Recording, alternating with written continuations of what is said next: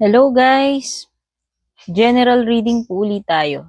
Okay, timeless po itong reading ko ha. Kahit na anong petsa ko po ito i-upload, i-post.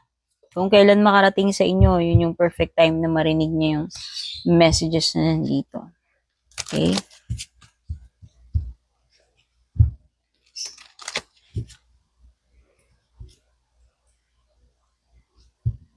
Happy New Year nga po pala sa inyo! At don't forget to like, follow, subscribe, share, comment, leave a reaction kung bago po kayo dito. At kung saan man po kayo nanonood, Teen Arcana or sa Purple Teen page. Ako rin po yung Teen Arcana. Ako rin po yung Purple Teen. Purple Teen na may blue check po ha. Meta verified. Pag wala pong blue check sa dulo, hindi po ako yun. Okay? So, got na tayo ng mga cards mo.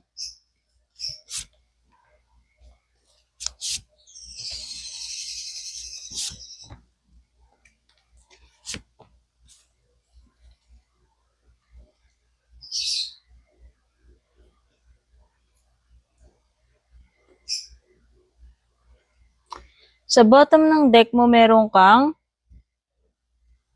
Six of Swords upright. So, ito yung mga nahugot na cards natin. Five of Pentacles reversed. Nine of Pentacles reversed. Chariot upright. At saka si Devil card.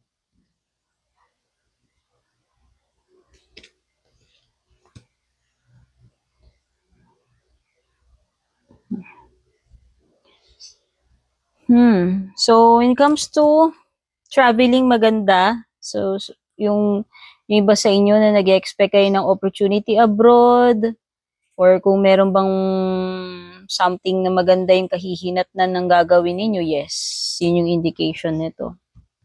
This is success card. This is a card or an energy na nagsasabi na marireach mo yung specific goal na gusto mo, or may mararating ka talaga dito. Or magko-continue, may pag-usad. Okay? Ngayon, when it comes to relationship, sa tingin ko, nakikita ko magpapatuloy pa tong connection ninyo, itong relationship ninyo, ano man ang ugnayan mo with this person. Kaya lang kasi toxic siya. It could be bawal na pag-ibig. It could be merong obsession, codependency.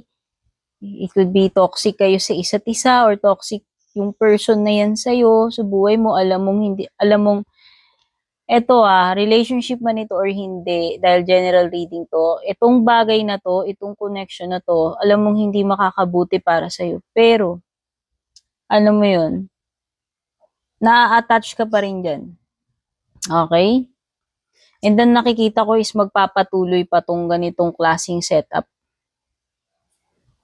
So nakikita ko meron ditong mga bagay na yung iba sa inyo kung gusto nyo ng kumalas, specific, maging financially independent, bumukod, hindi pa sa ngayon, hindi nyo pa magagawa. Sa tingin ko hindi nyo pa kaya, or hindi pa ganun ka stable yung kaperahan mo, yung income mo, para magawa mo yung independence na yan.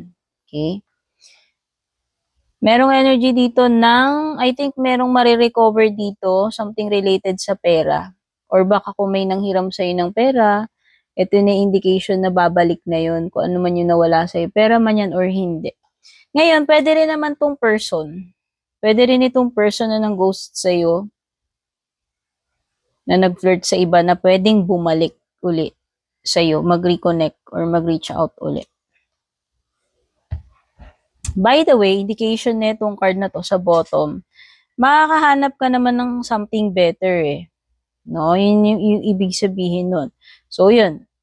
In general, kasi general reading to, kaya kung naghahanap ka ng better job, better partnership, better person, or kahit sabihin natin kung naghahanap ka lang ng pag-i-improve ng kung ano yung kasalukuyang sitwasyon mo, yun yung indication nitong card na to.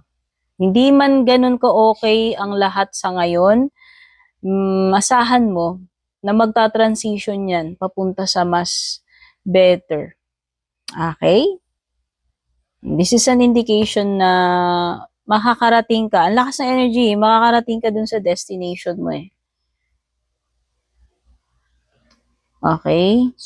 At makakahanap ka talaga ng better. For sure, kung ano man yung mapupuntahan mo na yun, place man yan, job, person, etc., whatever, for sure, mas maganda yung naghihintay sa'yo doon. Mas better yun. Mas peaceful doon. Mas okay yun para sa'yo. Okay? Mga signs na meron dito, pwedeng may Capricorn, pwede rin namang may Cancer. Or mga earth signs, Taurus, Virgo, Capricorn. Yan. Thank you so much for watching. Love you all. Kita-kits sa ating next reading. Babush.